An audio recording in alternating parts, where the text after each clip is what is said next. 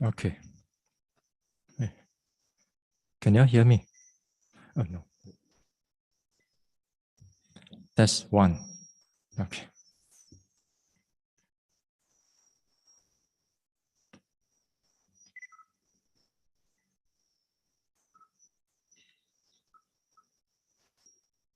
You put inside. Press another time.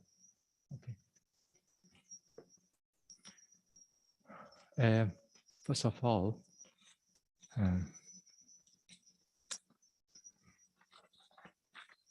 you have this one, asking for forgiveness. Then what we'll do is that we'll start with the asking for forgiveness. Then we'll do the 3 refuges and the 8 precepts.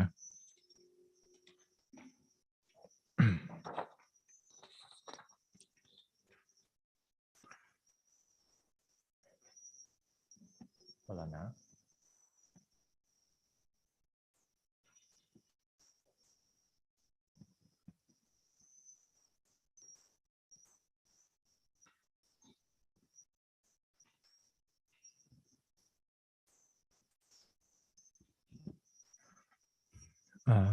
Kai Yang, you have to switch off the.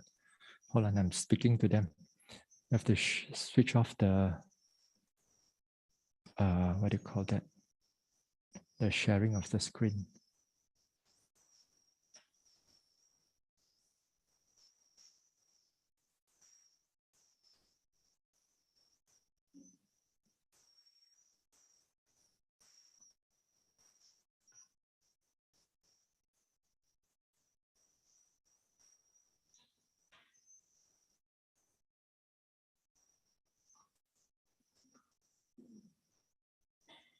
Okay.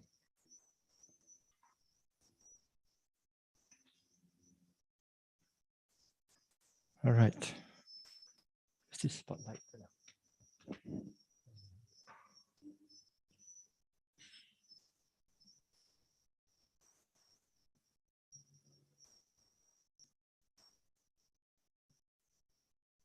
Okay. All right.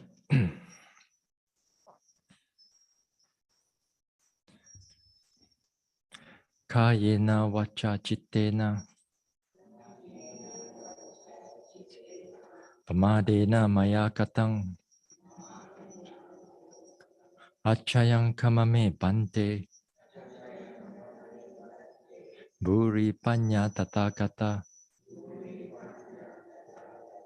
kayena vacha chittena adena achayang kamame dhamma sanditika akalika kayena vacha chittena pamadena maya katang achayang kamame sangha.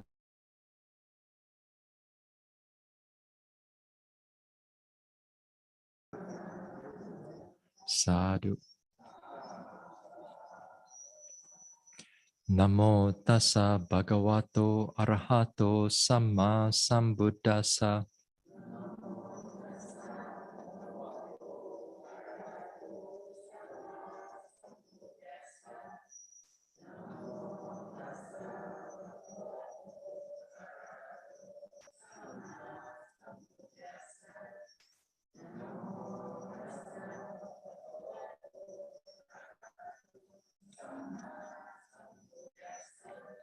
Buddhang saranang gacchami. Dhammang saranang gacchami. Sanghang saranang gacchami.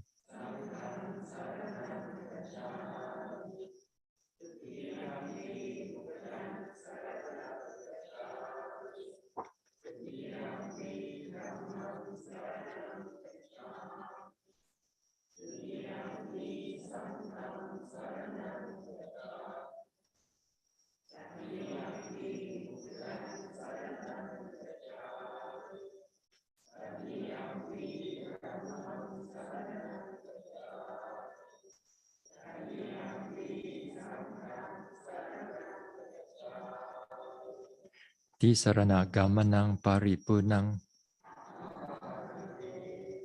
Panatipata veramani Sikkhapadang samadhiyami.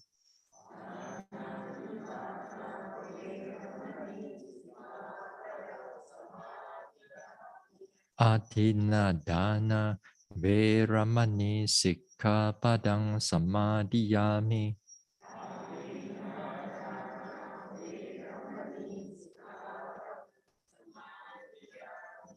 Abrahmacharya veramani Sikkhapadang samadhiyami.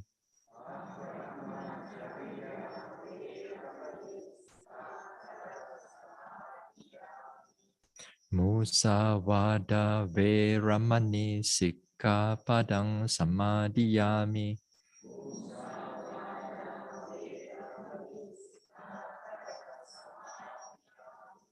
Surameraya majapamadatthana veramani Sikkhapadang samadhiyami.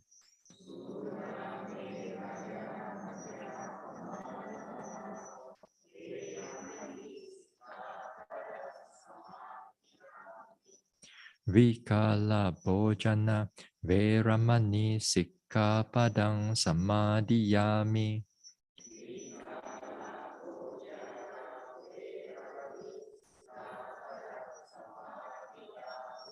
Nacha Gita Vadita Visukadasana Malaganda Vilepana Dharana Mandana Vibhusanatana Veramani Sikkhapadang samadhiyami.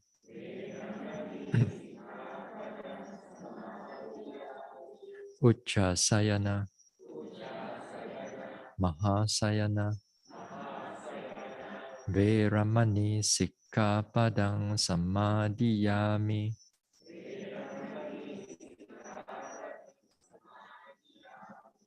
Idang me silang Magapala Nyanasa Pachayo Hotu Appamadena Sampadeta.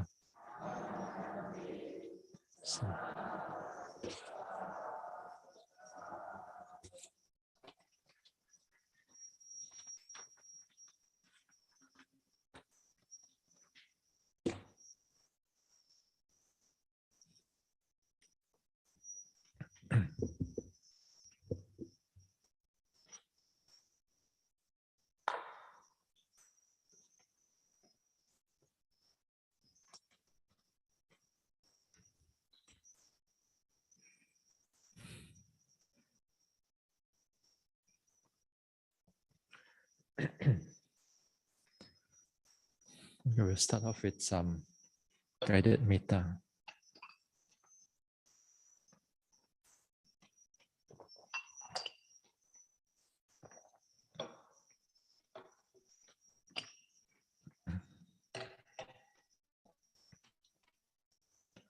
Right.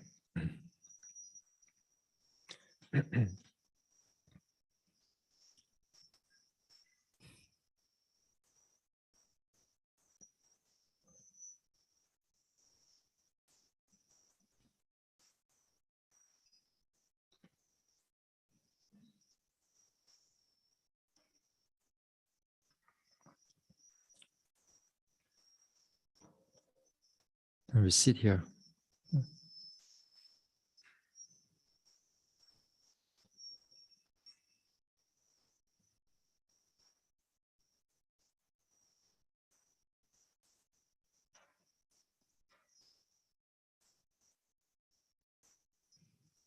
We sit here, we relax the body.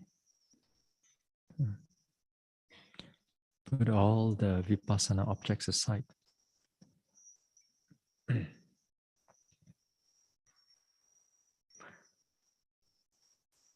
From top of the head, relax the forehead, the face,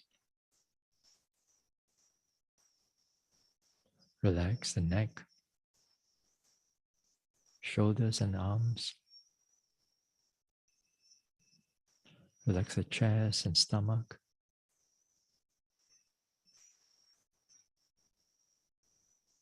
Relax the buttock, thighs.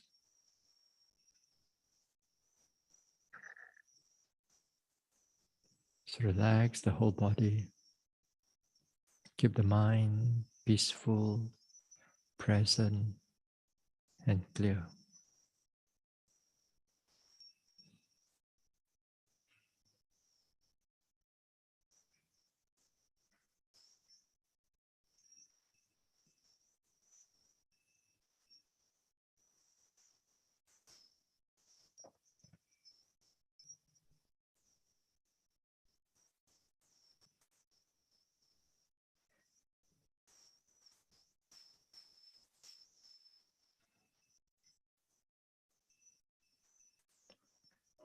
May I be free.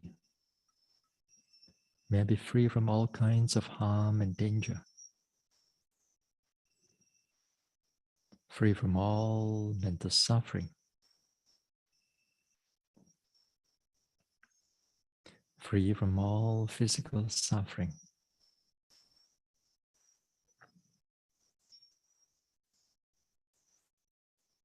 May I be peaceful. May I be well. May I truly be happy. May I be free from all kinds of harm and danger. Free from all mental suffering. Free from all physical suffering.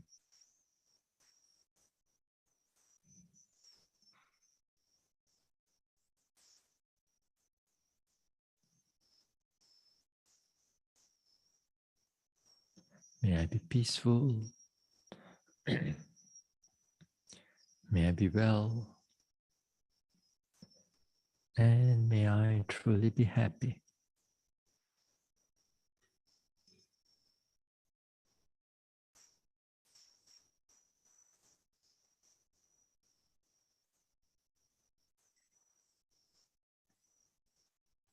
Now let us expand the metta to all the beings around here, seen or unseen.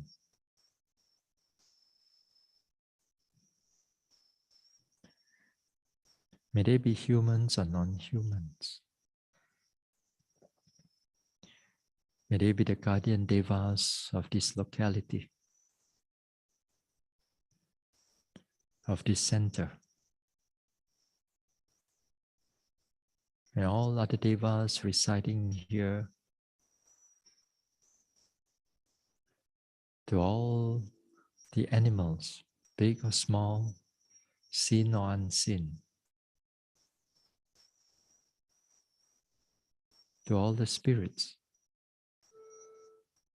petas,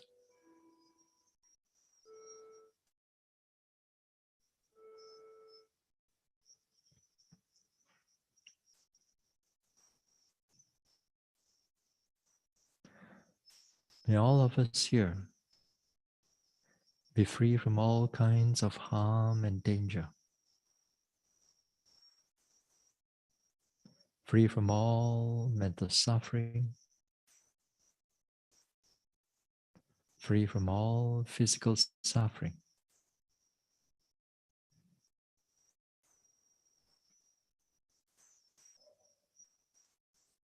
May all of us here be peaceful.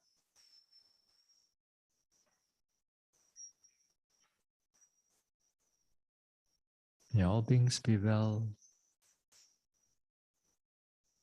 May all beings truly be happy.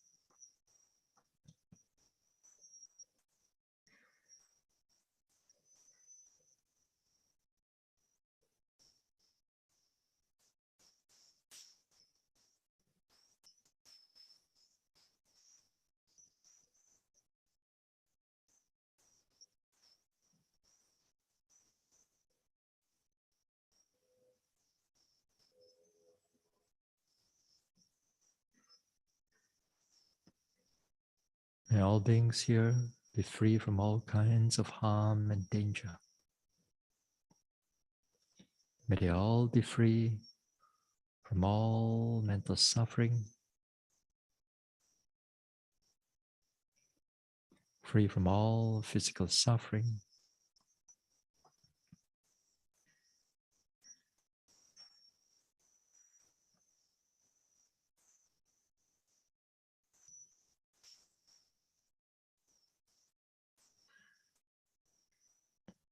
may all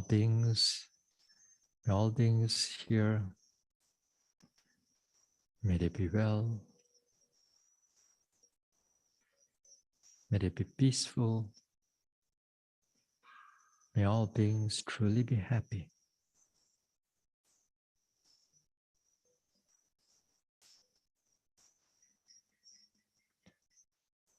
Let us spread our metta.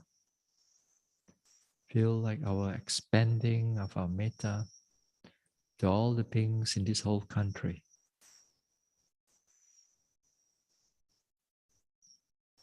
All beings, humans or non-humans,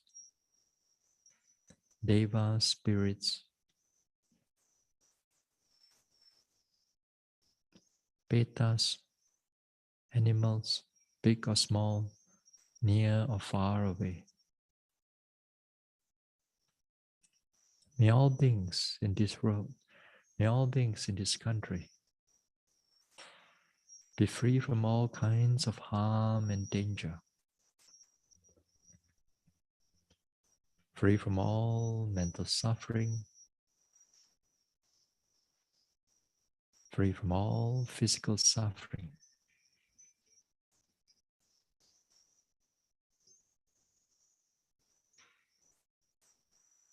May all beings here in this country,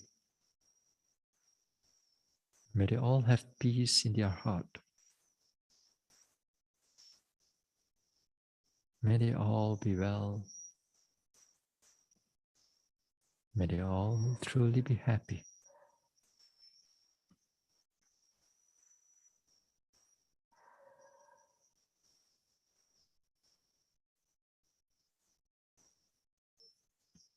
May all beings in this whole country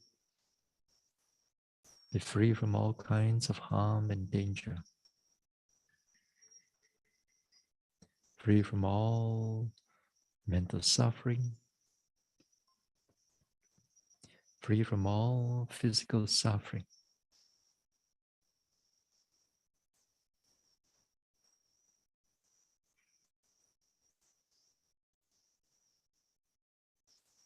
May they all be well. May they all be happy. May they all truly be peaceful.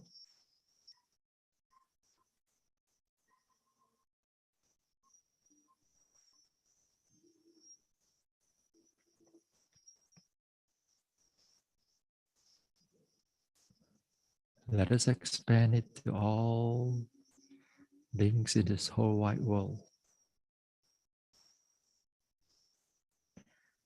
Expand our boundless heart. Expand our goodwill, good thoughts to all the beings here in this world. May they be our loved ones, near or far away, or those whom we do not know, or to those whom we dislike or those who dislike us.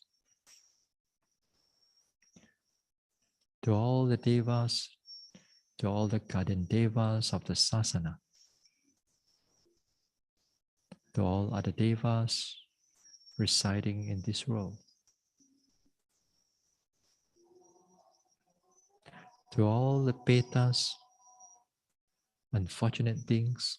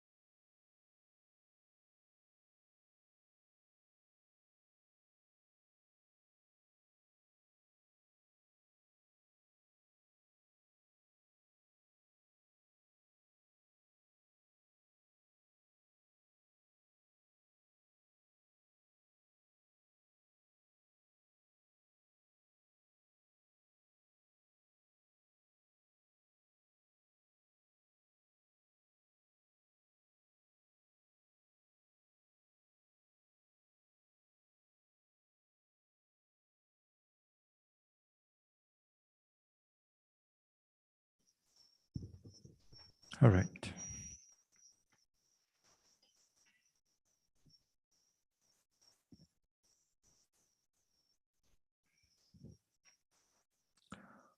Okay. Good.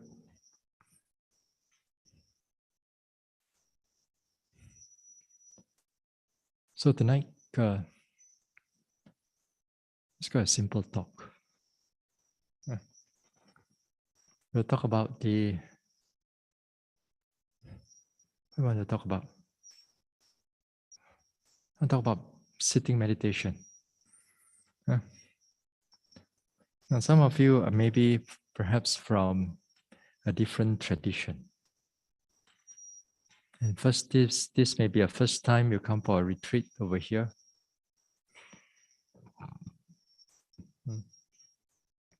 And because of that, the technique, the method may be very different. Okay. So it would be good that whatever technique, whatever method that you have gained from the other meditation, my request is that you put those things aside. You put those things aside and you have to follow what I say over here. I mean, it's fair, yeah?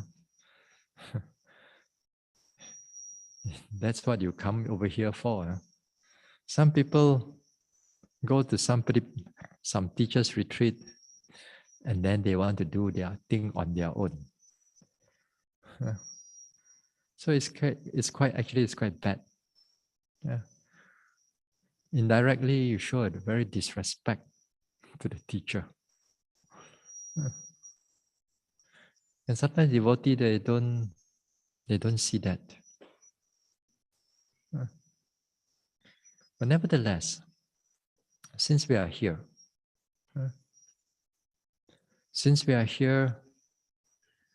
let us do what we are supposed to do here. Now, for those who are not familiar with this Mahasi method,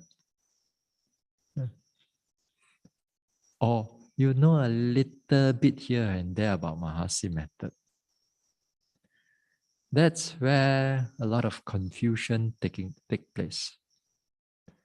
Especially you think that the Mahasi method only teach rising and falling and nothing else. Rising, falling, morning rising, falling, afternoon rising, falling, night rising, falling, then nothing else. If it's that your mentality, that means you have to revamp, reorganize, or clear out all the wrong understanding. Rising, falling, although is the main object during the sitting, but this is not the only object. Of course, yesterday, like we talked about walking meditation. Now, walking meditation is a very big part in a retreat. And if you don't do your walking meditation right, then you're going to have a hard time progressing. And I can bet 95% if you don't do your walking meditation right, 95% of you may not be able to progress.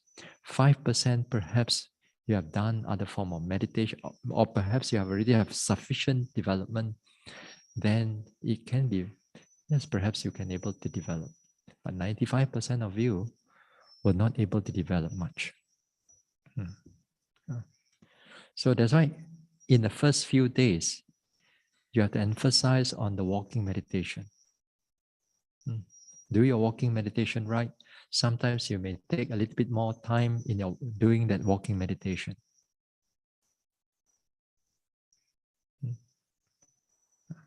So yesterday we talked about that walking meditation, and the days come, and in the coming days also we're going to dwell into it a little bit more deeper in the different ways. How we can look into it a little bit more. And this one, perhaps in many of the retreats or other method of retreats, Usually we don't emphasize on the walking meditation. It's just walking meditation is just relaxing only. Just walk up and down. In the meantime, take a cup of coffee, cup of tea, and that's about it. There's no care into it. But when we are doing Satipatthana, every moment of what we are doing is needed to be noted carefully.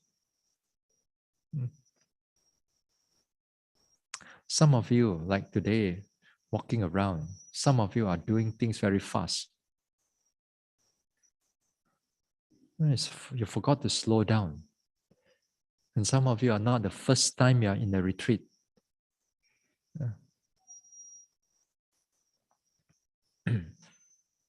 So, this is something that I have to remind you all. First few days, if I don't start to hold everything together, yogi will start to do whatever they want. Yeah.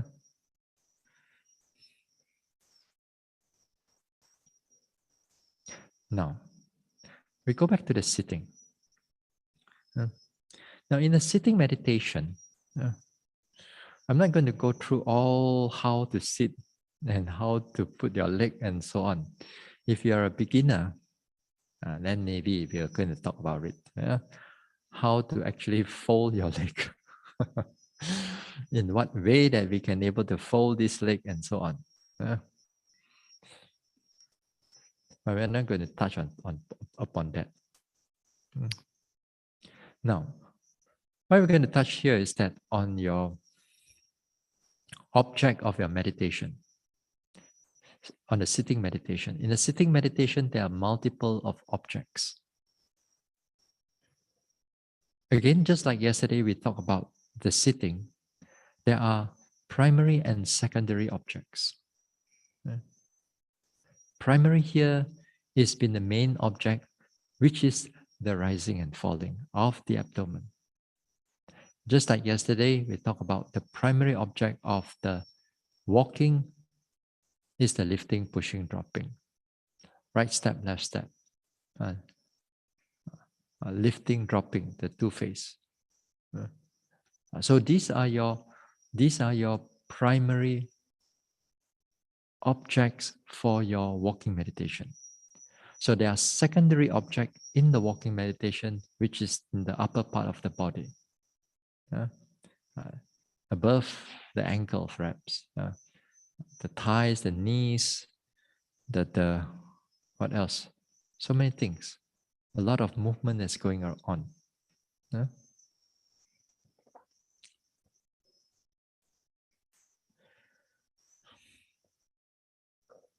Now,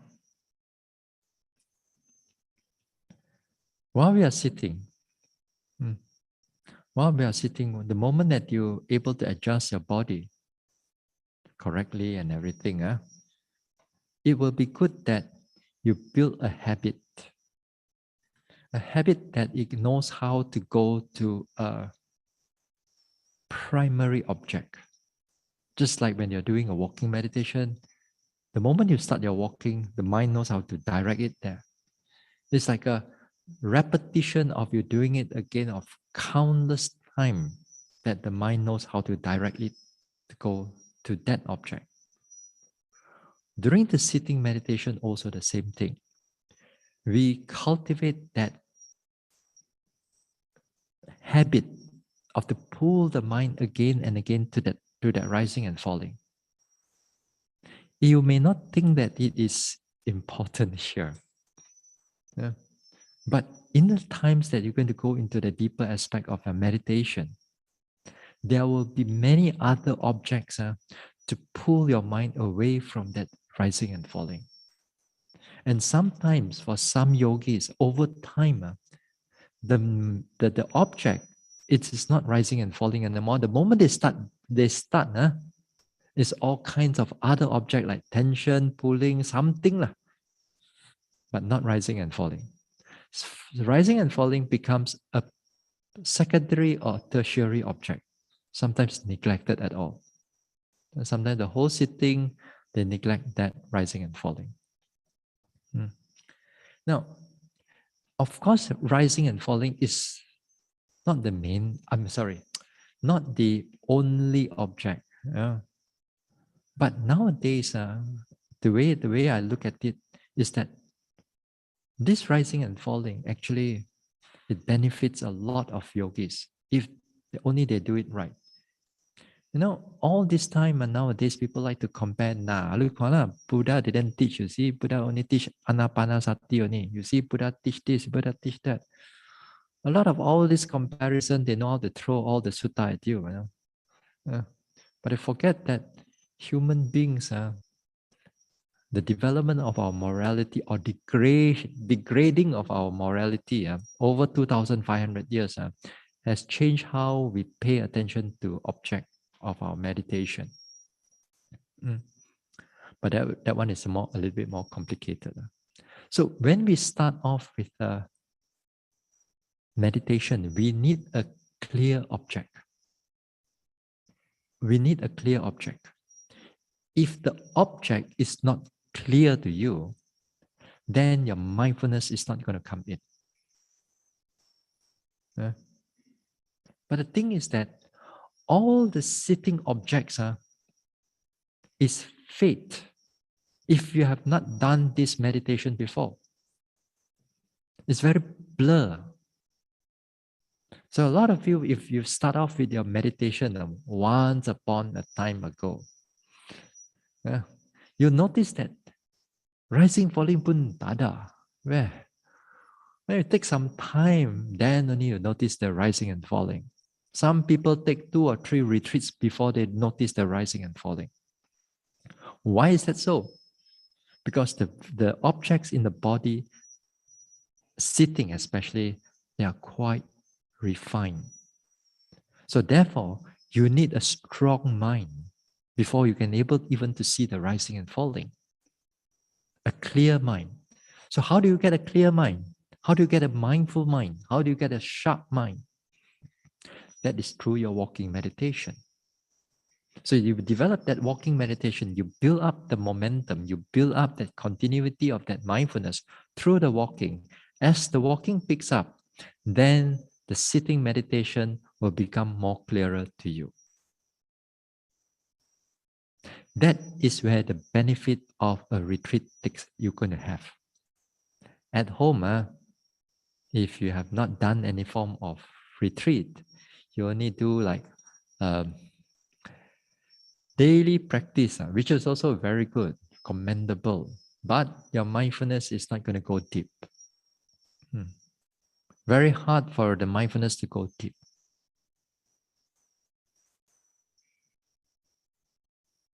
Sometimes some yogis, they thought that, wow, what whole already? No more coming retreat. Above the all the level and everything already. Yeah. Now people think about that, and I met number of people like this. Yeah.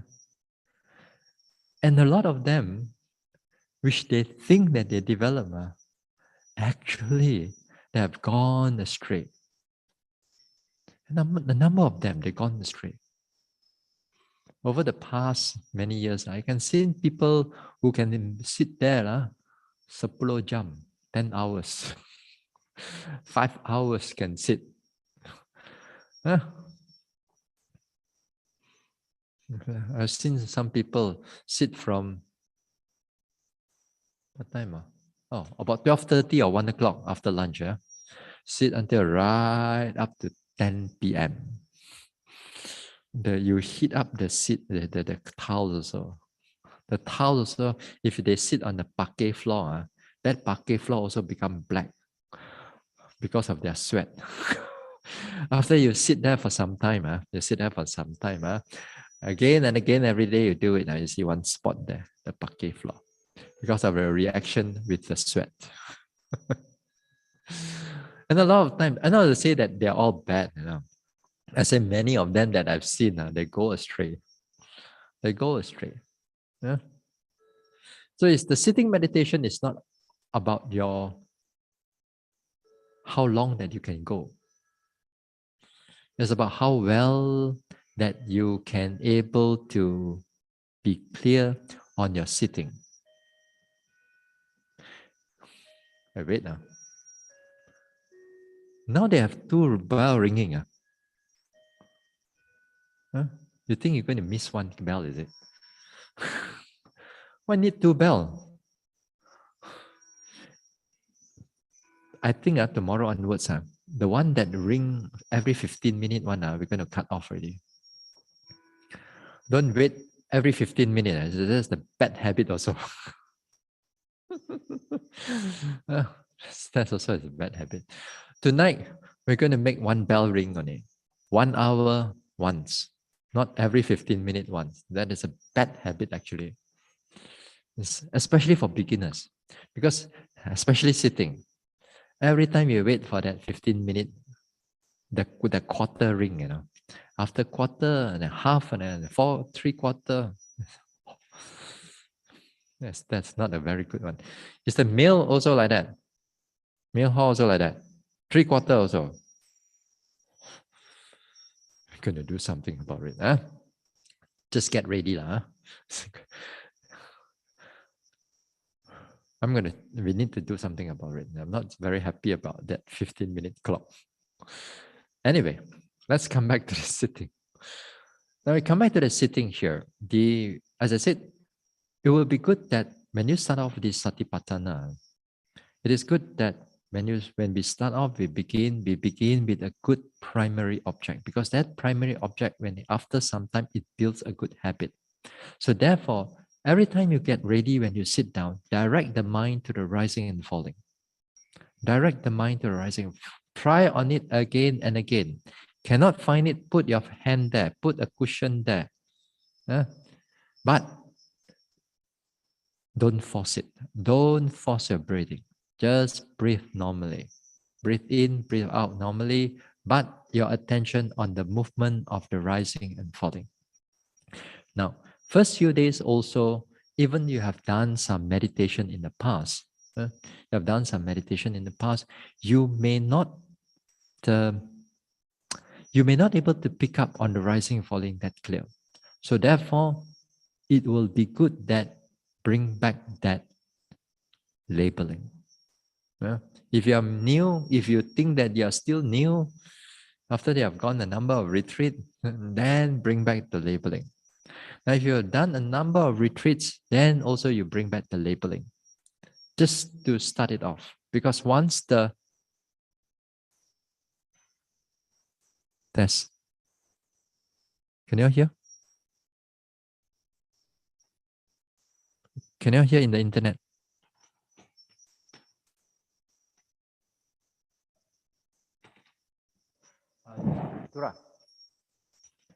Tura. Hey, can you hear now?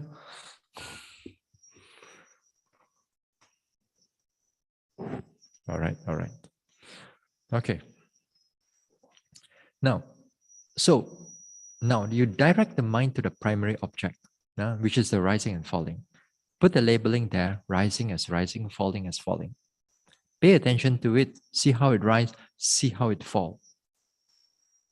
Take note of it. Now, if you cannot find it, as I said, put your palms there, put your cushion there. Again and again, you direct the first object of your noting during the sitting to the rising and falling of the abdomen. Pay attention to it. Now, once you pay attention to it, for some of you, the objects will become more clearer because of your habitual in the past. And perhaps like for more, like some of you may be like starting with some rising and falling, after rising and falling, now after that it goes all kinds of direction, all kinds of shape, all kinds of pattern, all kinds of movement. And that will be very good. And if you can able to have that, that means that the mind has picked up somewhat, and somewhat the mindfulness has picked up. But the next thing is that whether you can able to sustain that noting on the rising of the movement on it or not. That is not a problem. If you are familiar with those things, then it's not a problem. The thing is that it's on the beginner. The beginner part is that when they notice the rising and falling, it's very quickly it drop off. Very quickly, oh, gone, disappear. Yeah? Disappear because again here, mindfulness has not gained sufficient amount of continuity and strength. Yeah? Hasn't built up that strength. You can see a little bit, yes, but after a while, fade off. Yeah?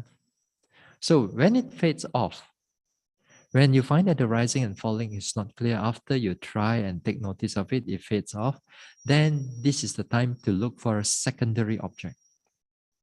Now, secondary object here may be a number of things. It could be your sitting and touching. It could be your itchiness. It could be a heat of the day, of the, Hey, wait. I got to stop here. How's the fan? Good. Afternoon, you feel heaty?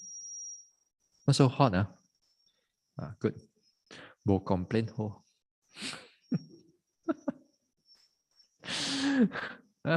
As long as the fan is working and all that, then fine. Yeah. Now, we'll talk about the heat afterwards. Now, as I said, if you cannot find the primary object, then you'll have to look out for the secondary object because you cannot leave the mind empty or blank. Once it goes blank, if you're a beginner and again for the first few days, it will go into sloth and torpor, drowsiness, sleepiness, or it will go into a lot of thinking and planning and so on. So you got to keep the mind. You got to keep the mind on objects. So here, sitting, touching is very useful. Yeah, sitting, touching. If you are not familiar with the sitting, touching, again here, sitting, touching is a skill just like rising and falling that you have to master them. If you don't master them, you don't master this sitting and touching, then next time when you need to use it, you do not know how to use it. There are many patterns or many ways how we can do sitting and touching.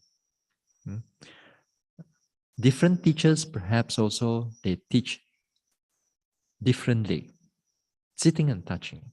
But the whole purpose is to make sure that your mind pays attention to something. It pays attention to something so that the mindfulness can grow when the rising falling is not there. So how? So here you have to develop in a way. You have to develop in a way that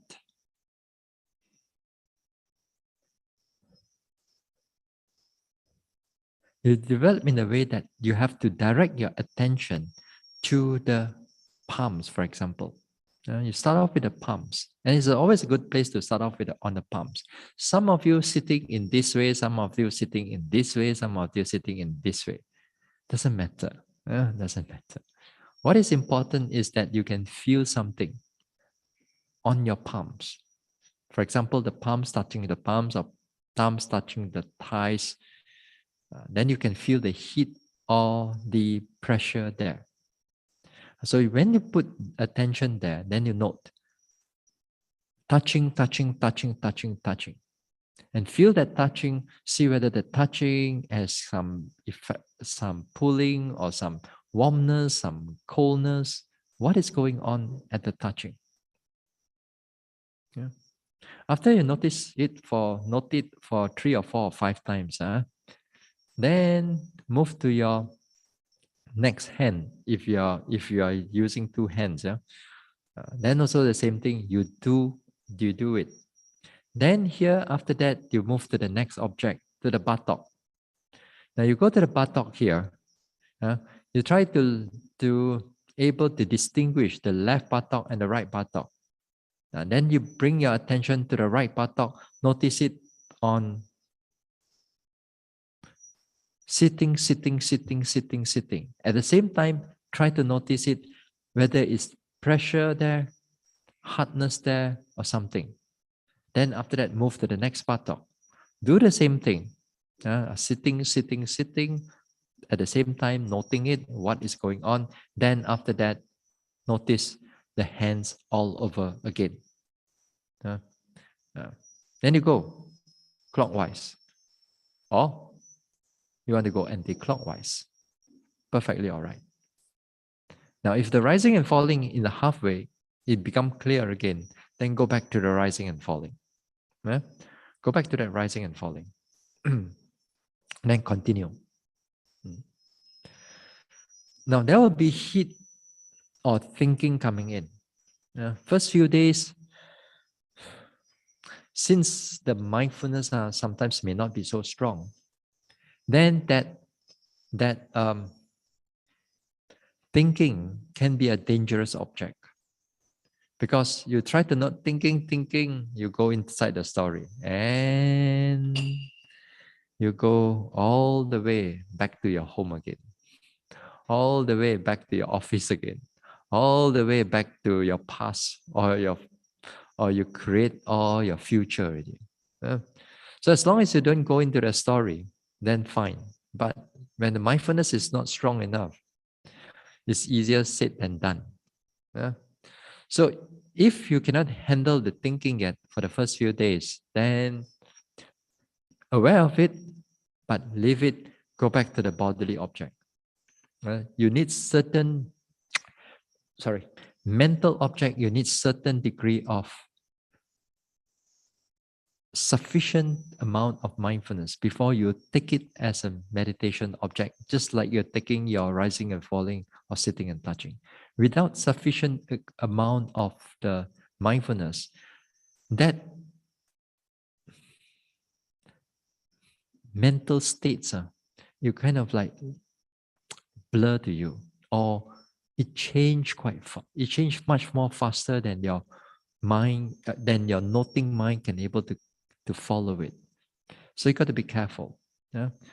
Until maybe a week or a few days later, when it build up, then we can talk about the deep, a little bit more finer on the mind door objects. So here, you take note of your heat. If it's warm, then you note warmness. If you start thinking about the fan, thinking about the weather, thinking about air conditioning, that means you go into a lot of thinking already. You're not noting the object already. So make sure you note the object. Heat, or warm. See how the warmness of the body and so on. If there's itchiness that arises, then move to the next one to note the itchiness. See how it grows, see how it sustains, see how it disappears, if it disappears. So take note of those things. So you have to pay attention to those things. You cannot run away. Next time, if the itchiness becomes interesting, actually, no more gatal already, it becomes, if you really pay attention to it, that itchiness can transform into a lot of sensations. A lot of sensation. And a lot of times, if you really pay attention to itchiness, you can see that your mind, when the sufficient degree of mindfulness arises and when you can note that itchiness, you may find that your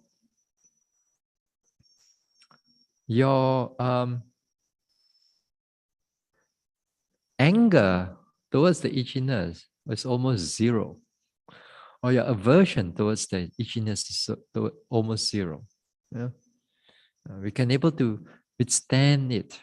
Or even sometimes the itchiness comes in, it's not the anger, it's the restless mind that comes together with it. It can see, don't know.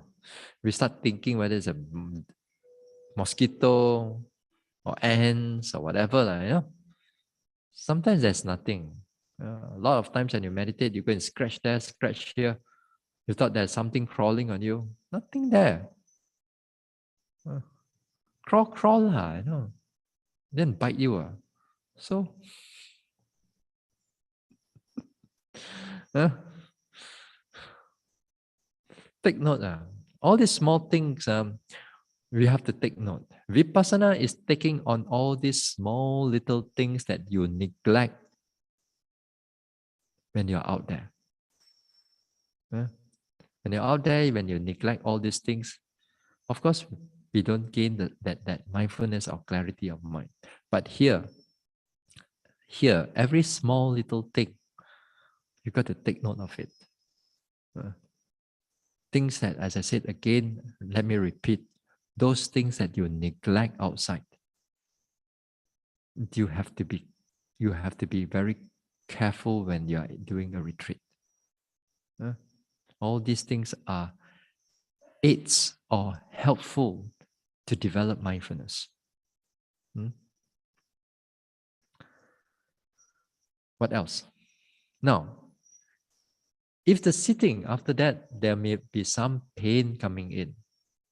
Now, if the pain coming in quite strongly, please go their attention to notice the pain. You have to pay attention to the pain. You got no choice. Pay attention to the pain, see how it builds up. See how what happened to it. See how it stretches, see how it pulls. If it's pulling pain, not pulling. If it's a hard pain, not hard. If you do not know the name of the pain, just not pain. At the same time, while you are noting it, notice how the pain grow, how the pain sustain, or whether the pain disappear, or the pain grow even more. Usually it will grow even more, much more, until you cannot tahan, until you wait for the bell to ring.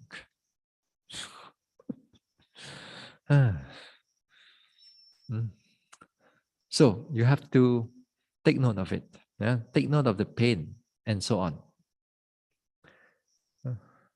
And after that, 1 hour, get up. Enough already. Or give yourself some time, 5 or 10 minutes more. If things are clear at the end of the sitting, don't overdo. Don't overcook your sitting meditation.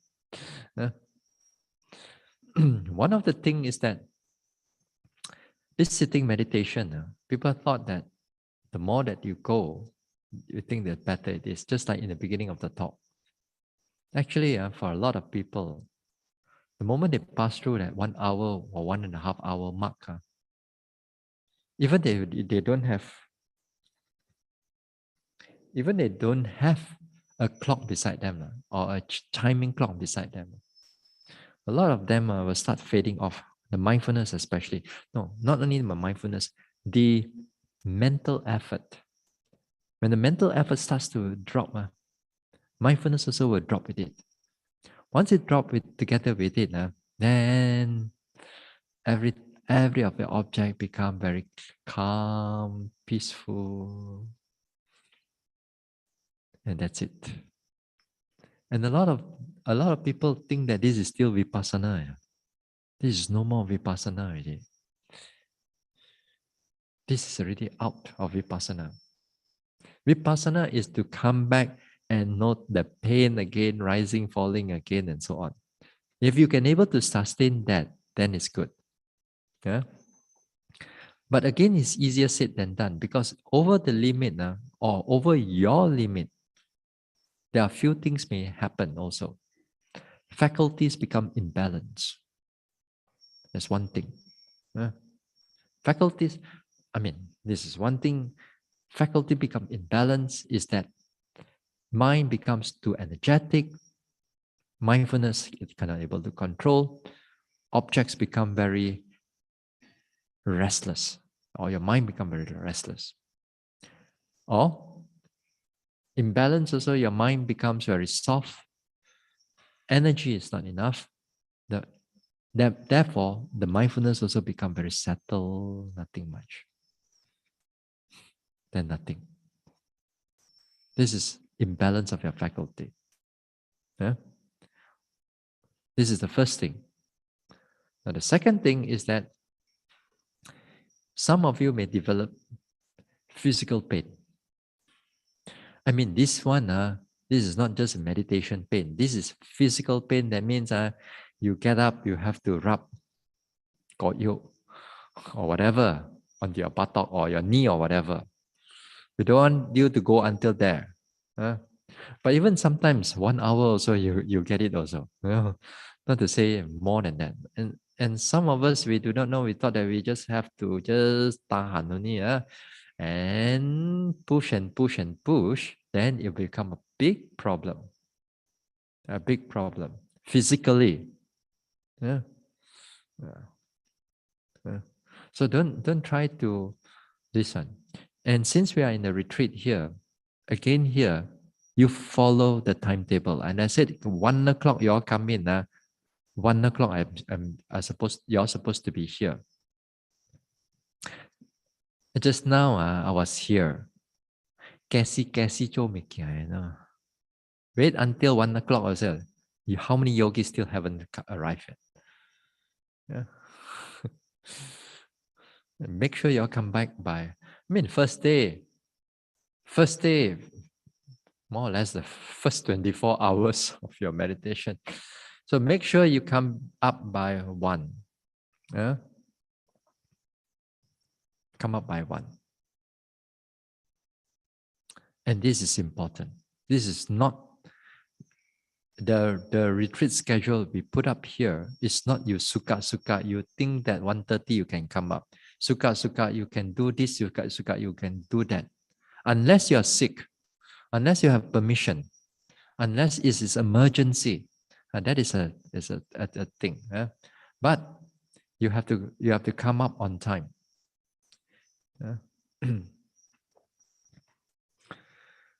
Now, while we are here in this topic of meditation, on sitting meditation, and also a little bit on walking.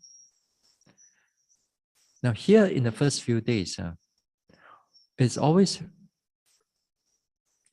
again a habit to develop that mindfulness, to be sufficiently being understand, at least on the theoretically, on what is mindfulness, and the adapting what you understand into that walking and sitting and also your daily activities.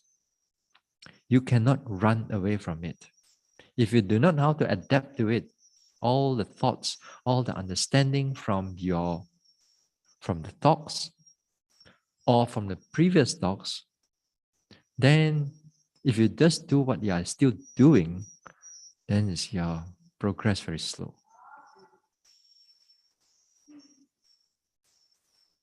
Dura. Sorry. What are you doing? Okay. Now, the mindfulness aspect of it is that you have to be clear about what you are doing and how to develop them when you are at the 0 level. Or when you have another thing is that when you have, let's say, 20% level or 30% level, you have already gained some momentum on that mindfulness. Now is that how you're going to optimize it? Optimize it to that level, on the higher level, and how to sustain them. And sometimes you must know how to relax them a little bit in order to maintain certain state of mind.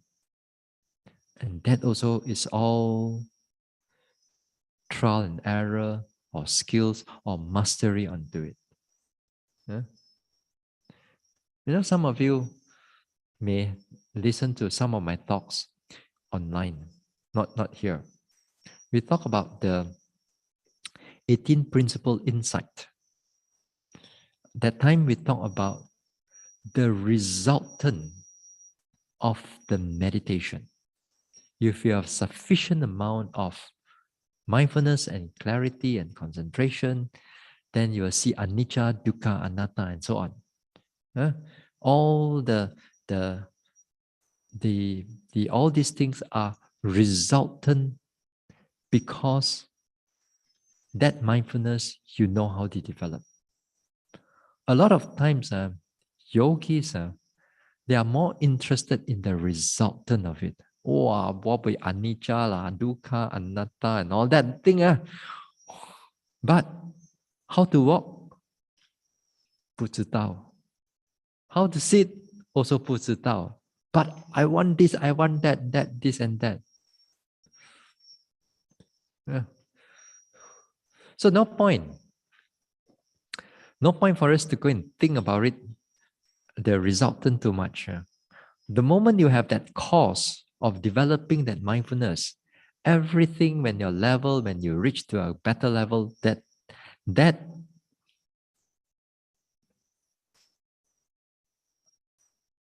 results, all this anicca dukkha anatta will unfold for you to see. You don't go and go and look for it, go and think about it. No need, no. All you need to do is sufficiently, you know what is mindfulness, develop mindfulness, make it continuous, everything will fall into place. Yeah. So therefore, it is important. Yeah. Now, before we go for tonight, just to make sure that for those who do not know, and let us make it in a nutshell. We continue on this one. On this one tomorrow. But tonight, we just before we go, we put it into a nutshell. Now, this mindfulness thing, it's a very what we call heightened awareness in the present moment. It's not just any awareness, It's a heightened awareness in a present moment. So with that, you adapt it to everything. That what you're going to do tonight, tomorrow, day after day, until you finish that retreat. You're going to bring that heightened awareness in the present moment in everything that you're going to do. And some of you, like for example, yesterday, I gave the briefing about, hey, when you walk here and there, walk slowly. Walk with your hands hold together, your eyes 5 or 6 feet in front of you. Because that sets the tone for mindfulness to arise. It sets the body and mind for it to arise. The body needs to be, cannot be too rushed. It needs to slow down. Once it slows down, you put your attention there to your walking from one place to another place. That is what we call slowly you heighten up that awareness in the present moment. When you eat, you're chewing, biting, and so on. Pay attention to it also. Don't just eat and just look here and there. Take your food slowly. Don't rush. No need to rush. Take your food slowly. Open the door slowly. Put the attention there. Be present. You see, a lot of us, when in the everyday world, we are not present. We are always slightly forward. You close the door because you want to do something else, but because the mind is more interested in something else rather than just closing the door. That's how we live our life. You want to go shopping, you forget where you park your car. Because that parking the car not so interesting. Shopping is interesting. Therefore, we go, the mind is already in the shopping, but the body and the car is still here. We are not out of the car yet. But the mind is anticipating already. So this is how we live our life day to day. But here, while we are in the retreat, we are not going to go anywhere after all, So make sure that you are here. Keep a heightened awareness on how you open the door, close the door, how you wash your laundry, brush your teeth, even comb your hair. Those things, you put your awareness there. If you don't put your awareness there, the mindfulness is not going to be continuous. And especially on your daily activities, those things has to be take note carefully. And in the days to come, we're going to look into it a little bit more. Okay? We're going to look into this mindfulness a little bit more. So make sure that For those of you who have not been to my retreat here, yeah, so make sure that you start paying attention to whatever that you are doing. So those already have done it. This is not the first time you listen to this talk, but it takes a lot of knock to go into the head.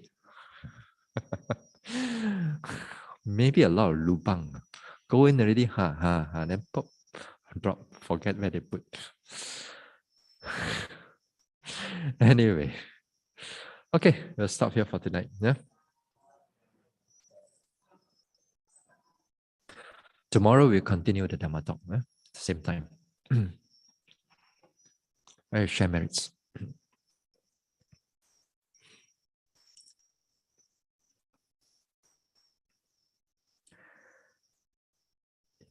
Idang me bawanang nibbanasa pachayo hotu. May my mental cultivation